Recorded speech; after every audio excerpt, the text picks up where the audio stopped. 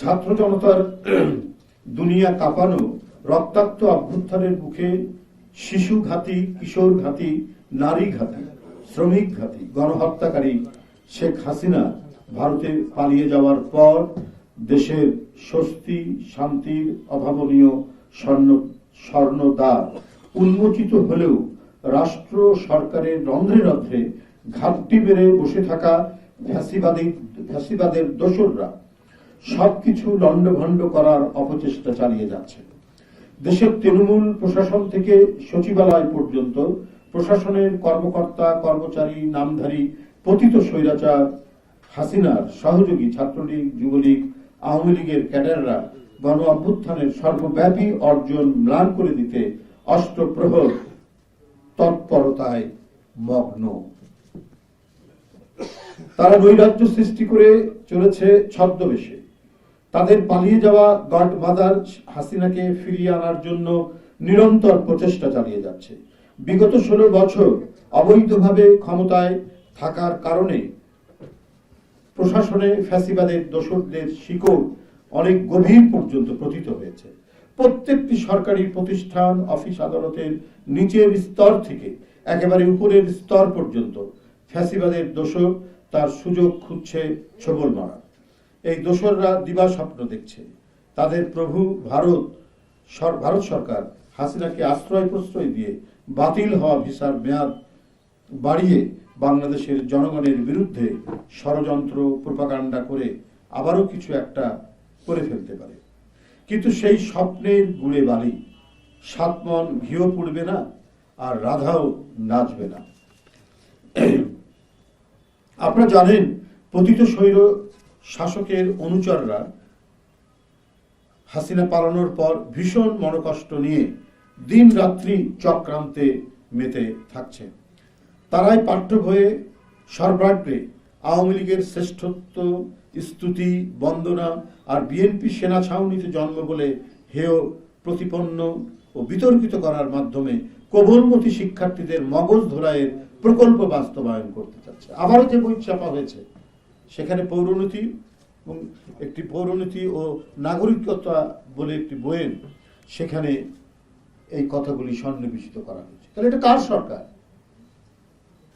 এত যে রক্ত ঝরা আন্দোলন, কোমলমতি শিশু থেকে তরুণ, কিশোর, শ্রমিক জনতার, তো এই সরকার কাদেরকে পৃষ্ঠপোষকতা দিচ্ছে? যারা বারবার গণতন্ত্রের পুনরুদ্ধার এবং পুনঃপ্রতিষ্ঠা করেছে তাদেরকেই অন্তর্বর্তী সরকারের এবং তার শিক্ষা মন্ত্রণালয়ে কারা এখানে কাজ করছেন, যারা এই ধরনের শেখ হাসিনা যে কাজটি করেছেন 15.5 বছর 16 বছর ধরে, সেই কাজটি অব্যাহত রাখছেন এই অন্তর্বর্তী সরকারের শিক্ষা মন্ত্রণালয়।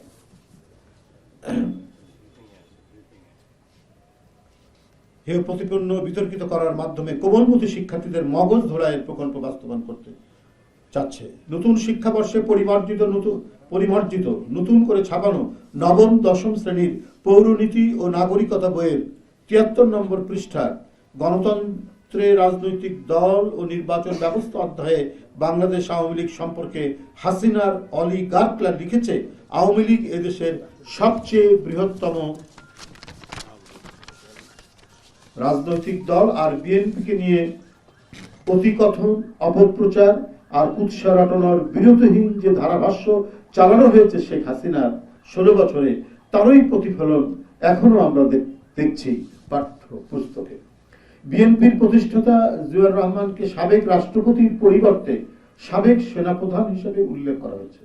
সে সাবেক সেনাপ্রধান এবং নির্বাচিত রাষ্ট্রপতি, মানুষের যে সর্বশেষ যে পরিচয় নিয়ে সেটাকেই উল্লেখ করে, সেটা কিন্তু উল্লেখ করা হয়নি। তিনি যে প্রথম নির্বাচিত রাষ্ট্রপতি একবার জনগণের ভোটে, সে রাষ্ট্রপতি উল্লেখ না করে সাবেক সেনাপ্রধান উল্লেখ করে বলা হয়েছে, সাবেক সেনাপ্রধান মেজর জেনারেল জিয়াউর রহমান সামরিক শাসন আমলে 1978 সালের 1 সেপ্টেম্বর বাংলাদেশ জাতীয়তাবাদী গঠিত হয়। এটা তো শেখ হাসিনার বয়ান, এটা তো আওয়ামী দোসরদের বয়ান। এটা আওয়ামী বুদ্ধিজীবীদের বয়ান। এরা 15.5 বছর মিডিয়াকে নিয়ন্ত্রণ নিয়ে নিরন্তর ভাবে এই অপপ্রচারগুলো চালিয়ে গেছে। আর সেটারই যদি প্রতিফলন শিক্ষা মন্ত্রণালয় তাদের নেতৃত্বে এই যে পাঠ্যপুস্তক যে পরিমার্জন হচ্ছে, নতুন করে মুদ্রণ হলো, সেখানে যদি আপনার সন্নিবেশিত থাকে, সেখানে যদি ছাপানো হয়, তাহলে কার সরকার?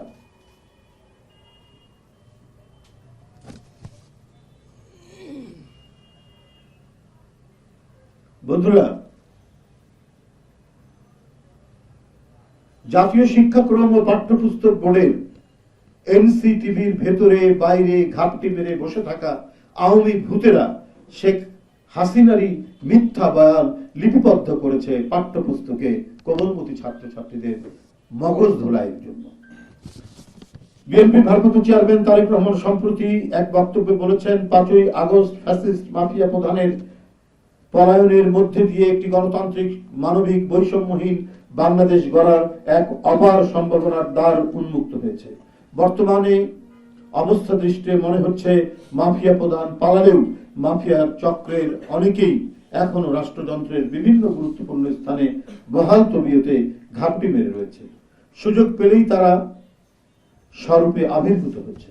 আমরা গভীর উদ্বেগের সাথে লক্ষ্য করছি দেশের জনগণের ভালোবাসা ধন্য বাংলাদেশ জাতীয়তাবাদী দল বিএনপির বিরুদ্ধে একটি গভীর ষড়যন্ত্র চলছে। কোমলমতি শিক্ষার্থীদের পাঠ্যপুস্তকেও বিএনপি সম্পর্কে ভুল তথ্য সন্নিবেশিত করা হচ্ছে। আমরা রাজনীতি সচেতন দেশবাসীর সামনে স্পষ্ট ভাষায় জানিয়ে দিতে চাই, বিএনপি সেনা ছাউনিতে জন্ম হওয়া কোনো দল নয়, সামরিক প্রশাসক কিংবা সেনাবাহিনীর প্রধান হিসাবে নয়, বরং ঢাকার রমনা রেস্তোরাঁয় এক সংবাদ সম্মেলনে 1978 সালের 1 সেপ্টেম্বর শহীদ প্রেসিডেন্ট জিয়াউর রহমান যখন বিএনপি গঠনের ঘোষণা দিয়েছিলেন, তখন তিনি ছিলেন নির্বাচিত প্রেসিডেন্ট, এবং ওই বছরই 1 সেপ্টেম্বর শহীদ রাষ্ট্রপতি জিয়াউর রহমান নির্বাচিত রাষ্ট্রপতি হিসেবে বাংলাদেশ জাতীয়তাবাদী দল গঠন করেন। সুতরাং বিএনপির সেনা ছাউনিতে গঠিত হয়েছে এই তথ্য আমি আগেও বলেছি, এটা তো আওয়ামী লীগের তথ্য, আওয়ামী তথ্য। এটা শেখ হাসিনার বয়ান, শেখ হাসিনার তথ্য। এরা ইতিহাস তাদের নিজের মতো সাজিয়েছে। ইতিহাসের যে আপন গতিধারা, সেই গতিধারায় তারা বাঁধ দিয়ে তারা হাসিনা মার্কা ইতিহাস লিখেছে। সেটারই তো আমরা প্রতিফলন দেখছি নবম দশম শ্রেণীর আজকে এই এত রক্তক্ষরণের মধ্যে দিয়ে আন্দোলনে যে বিজয়, তারপরেও আজকে এই ধরনের আপনার কথা লেখা হচ্ছে, কথা লেখা হয়েছে, ইতিহাস লেখা হয়েছে পাঠ্যপুস্তকে। পাঠ্য বই নতুন প্রজন্মের সামনে তুলে ধরা জরুরি। তৎকালীন প্রেসিডেন্ট শেখ মুজিব 1975 সালে বাংলাদেশের সকল রাজনৈতিক দল নিষিদ্ধ ঘোষণা করে দিয়েছিলেন। কই এটা আপনারা কি পাঠ্যপুস্তকে তুলেছিলেন? সকল সংবাদপত্র যে বন্ধ করে দিয়েছিলেন, সকল রাজনৈতিক দল যে বন্ধ করে দিয়েছিলেন, খবরের কাগজ শুধু সরকার নিয়ন্ত্রিত 4টি থাকবে, এই কথা কি আপনারা সেদিন লিখেছিলেন? হাজার হাজার সাংবাদিক যে বেকার হয়ে পড়েছে, এটা তো দায়িত্ব ছিল আজকের এই গণতান্ত্রিক আন্দোলনের পর যে অন্তর্বর্তী সরকার, সেই কথাগুলো লেখা। এবং 7ই নভেম্বর পরে জিয়াউর রহমান যখন আবির্ভূত হলেন ক্ষমতার পাদপ্রদীপের আলোয়, তো বহুদলীয় গণতন্ত্র দিল কে? আকাশ থেকে এসে পড়ে গেছে। তো এটা তো ইতিহাসের একটি অংশ। এটি কেন আজকে পাঠ্যপুস্তকে লেখা হয়নি? শেখ হাসিনা লেখেনি কারণ সে ছিল ফ্যাসিস্ট, সে ছিল গণবিরোধী, সে ছিল অনির্বাচিত। কিন্তু বর্তমান সরকারকে তো নির্বাচিত না হলেও সকল রাজনৈতিক দল আন্দোলনরত তারা তো তাকে সমর্থন দিয়েছে।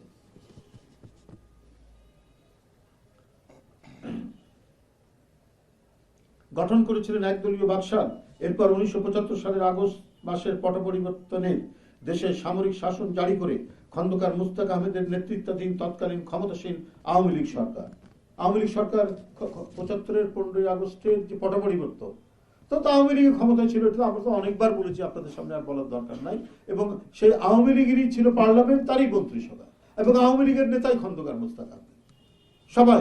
এবং যারা ওই খন্দকার মুস্তাকের ক্যাবিনেটে ছিলেন, সেই পার্লামেন্টে যারা যোগ দিয়েছেন, তারা শেখ হাসিনার নেতৃত্বে আওয়ামী লীগে অনেকেই ছিলেন।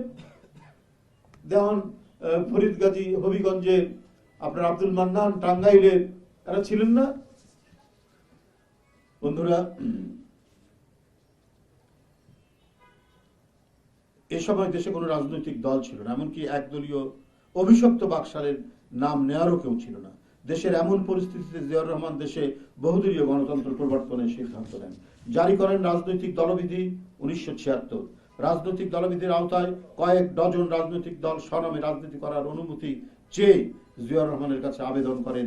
1976 সালে জিয়াউর রহমান আওয়ামী লীগ সহ কমপক্ষে 19টি রাজনৈতিক দলকে দেশে স্বনামে রাজনীতি করার অনুমতি দেন। অন্যদিকে শুরু হয় বহুদলীয় গণতন্ত্রের পথ চলা।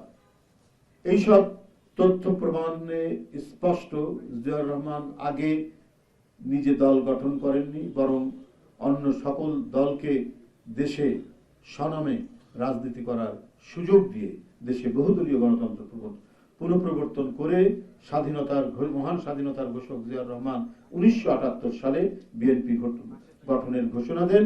তখন তিনি আর সেনাপ্রধান নন, বরং তিনি ছিলেন জনগণের ভোটে নির্বাচিত প্রেসিডেন্ট। এইসব তথ্য প্রমাণ বিশ্লেষণ করলে এটি স্পষ্ট, বিএনপি প্রতিষ্ঠার সঙ্গে ক্ষমতা নয়, বরং দেশের বহুদলীয় গণতন্ত্র প্রতিষ্ঠার নিবিড় সম্পর্ক ছিল। তার মিলিটারি ক্যারিয়ার, তিনি সামরিক বাহিনীর বিভিন্ন পদে ছিলেন, তিনি সেনাবাহিনীর প্রধান হয়েছেন, মেজর হিসেবে তিনি স্বাধীনতার ঘোষণা দিয়েছেন, দেশের জন্য যুদ্ধ করেছেন। সবচাইতে বর্ণাঢ্য, উজ্জ্বল দেশপ্রেমের এক আলোকিত সত্তা হচ্ছে শহীদ রাষ্ট্রপতি জিয়াউর রহমান। তার কোনো নাম নেই। আওয়ামী লীগের বন্দনা করা হচ্ছে। এইসব তথ্য প্রমাণ বিশ্লেষণ করলে এটি স্পষ্ট, গণতন্ত্র প্রতিষ্ঠার নিবিড় সম্পর্ক ছিল। বিএনপি প্রতিষ্ঠার সঙ্গে ক্ষমতা নয়, বরং দেশে বহুদলীয় গণতন্ত্র প্রতিষ্ঠার নিবিড় সম্পর্ক ছিল। এইসব সত্য ইতিহাস কেন এখন পাঠ্যপুস্তকে সন্নিবেশিত হবে না? এইসব তথ্য জানার পর বিএনপি সম্পর্কে যারা বিভ্রান্তি ছড়াচ্ছে, তারা গভীর চক্রান্তে নিয়োজিত রয়েছে। সুপ্রিয় বন্ধুগণ, আমি এই ক্ষেত্রে বলি, যে সমস্ত হয়েছে, মানে বিভ্রান্তিমূলক, অসত্য, শেখ হাসিনার চিন্তার প্রতিফলন এখন যে বইগুলিতে আছে, সেটা অতি দ্রুত সংশোধিত করে ছাত্রদের কাছে দেওয়া হোক। আপনারা শিক্ষা মন্ত্রণালয়, যারা উপদেষ্টারা রয়েছেন, আরো যারা গুরুত্বপূর্ণ কর্মকর্তারা রয়েছেন, তাদের দায়িত্ব, কারা এই সংশোধনী পাঠ্যপুস্তক সংশোধনীর মধ্যে ছিলেন, তাদেরকে আপনারা জবাবদিহিতার আওতায় নিয়ে আসেন। কারণ এরাই এই ঘৃণ্য কাজটি করেছে এবং এরাই হচ্ছে শেখ হাসিনার দোষর, যাদেরকে কমিটি করে এই পাঠ্যপুস্তক সংশোধনীর সাথে আপনারা যুক্ত করেছেন। সুপ্রিয় বন্ধুগণ, বিগত 16 বছরের শাসন আমলে দেশের শিক্ষা সংস্কৃতির সবকিছুতে শুধু শেখ মুজিবময় মাফিয়া আওয়ামী সরকার, এটাই ছিল ইতিহাস। দেশের সকল পাঠ্যপুস্তকের ইতিহাস বিকৃত করে পাতায় পাতায় স্থান দেওয়া হয়েছিল আওয়ামী লীগের গুণগান, শেখ মুজিবুর রহমান, শেখ হাসিনা সহ তাদের পরিবারের সদস্যদের নিয়ে লেখা গল্প, প্রবন্ধ ও ছবি। মানে একটি নাৎসিবাদী সরকার থাকলে, মানে আমরা জার্মানিতে এবং ফ্যাসিস্ট সরকার ইটালিতে যা যা করেছে, বরং তার চাইতে কোনো কোনো ক্ষেত্রে আরো বেশি আপনারা অন্যায়, জুলুম, বাড়াবাড়ি করেছেন শেখ হাসিনা।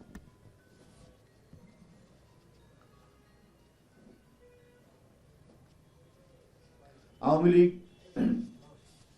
আজ একটি গণহত্যাকারী, সন্ত্রাসী সংগঠন হিসেবে দেশে বিদেশে পরিচিত। তারা মানুষের মৌলিক অধিকার কেড়ে নিয়ে বাংলাদেশের সার্বভৌমত্ব বিসর্জন দিয়েছে এবং 12 কোটি ভোটারের ভোটাধিকার হরণ করেছে। গুম, খুন, হামলা, মামলা, মানবাধিকার লঙ্ঘন ও বাক স্বাধীনতা হরণ করে গণশত্রু এই দলটি জনবিচ্ছিন্ন ও গণবিদ্বেষী অপশক্তিতে পরিণত হয়েছে। তাদের বৃহত্তম রাজনৈতিক দল হিসেবে পরিচয় দেওয়া গণতন্ত্রকামী মানুষের আকাঙ্ক্ষার পরিপন্থী এবং 2000 ছাত্র জনতার আত্মত্যাগ, 2 সহস্রাধিক আহত ও পঙ্গুত্বের মাধ্যমে পাওয়া নতুন বাংলাদেশের সাথে বিশ্বাসঘাতকতার সামিল। অপরদিকে বাংলাদেশের স্বাধীনতার ঘোষক, প্রথম সত্যিকারের গণতান্ত্রিক রাষ্ট্রনায়ক এবং বহুদলীয় গণতন্ত্রের প্রবর্তক শহীদ প্রেসিডেন্ট জিয়াউর রহমান প্রতিষ্ঠিত বিএনপিকে বিতর্কিত মন্তব্যের মাধ্যমে উপস্থাপন করা স্বাধীন বাংলাদেশের গণতান্ত্রিক মূল্যবোধ ও ঐতিহাসিক বাস্তবতার বিরুদ্ধে একটি পরিকল্পিত অপপ্রচার।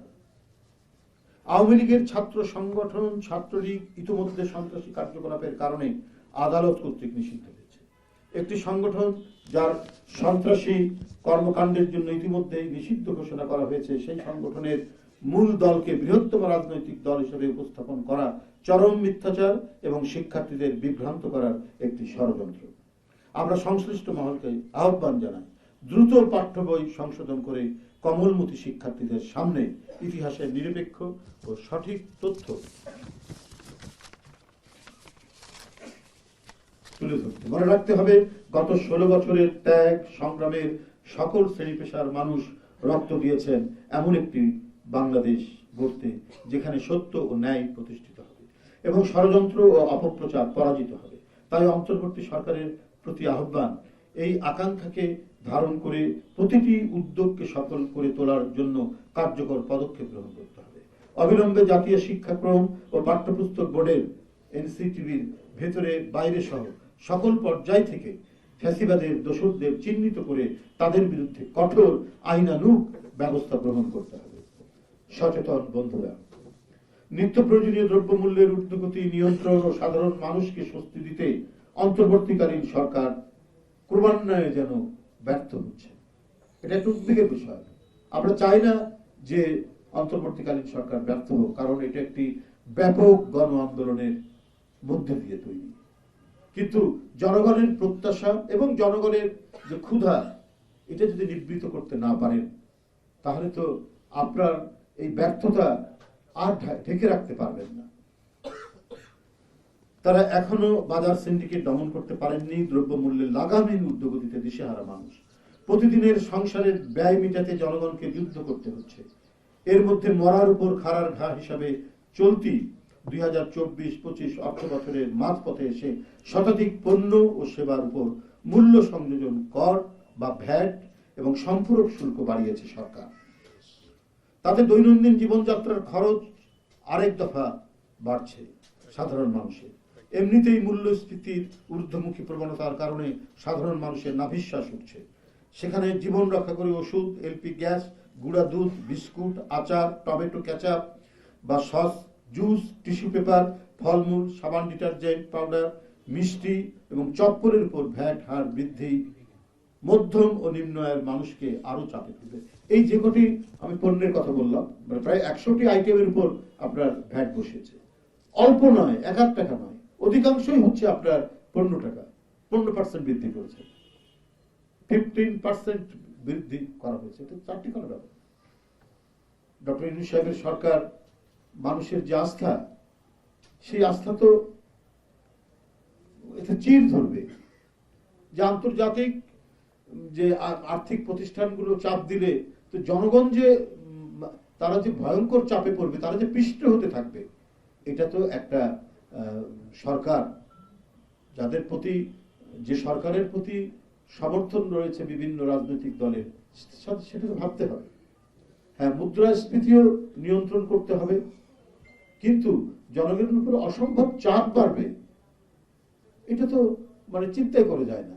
একটা আইটেমে 5 টাকা আপনার ভ্যাট ছিল, সেখান থেকে 15 টাকা, অধিকাংশই আপনার 15 টাকা করা হয়েছে, বৃদ্ধি করা হয়েছে।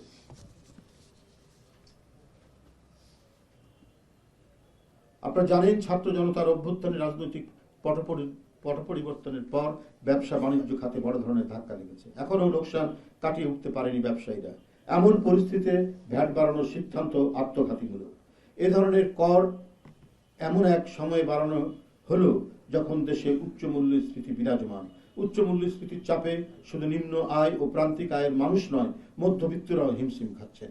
বাজেটের আগেই এসব পণ্য ও সেবার দাম বৃদ্ধির ফলে সাধারণ মানুষের ক্রয় ক্ষমতা কমবে, নতুন করে সংকটে পড়বে ব্যবসা বাণিজ্য। জনজীবনের নিত্য দুর্ভোগ কিংবা বাজার পরিস্থিতি নিয়ন্ত্রণ না করে অন্তর্বর্তীকালীন সরকার যদি শুধু সংস্কারের নামে সময় ক্ষেপণ করেন, তাহলে জনগণের কাছে সংস্কার আগে না সংসার প্রশ্নটি মুখ্য হয়ে উঠতে পারে। দুর্ভোগ মেনে নিলেও জনগণ এখন সরকারের বিরুদ্ধে তেমন উচ্চবাচ্য করছে না, কিন্তু তারা তো চাপে পড়ছে, তারা তো দিনকে দিন তাদের মধ্যে ক্ষোভের সৃষ্টি করছে। এই ক্ষোভের তো যে কোনো সময় উদ্গীরণ হতে পারে, কারণ জনগণ অন্তর্বর্তীকালীন সরকারকে সফল দেখতে চায়। তবে অন্তর্বর্তীকালীন সরকার নিজেরা নিজেদের সফল দেখতে চায় কিনা মানুষের ক্ষুধা নিবৃত্তির কার্যক্রমের মাধ্যমে সেটা তাদেরকেই প্রমাণ করতে হবে। ধন্যবাদ। খুদা হাফেজ।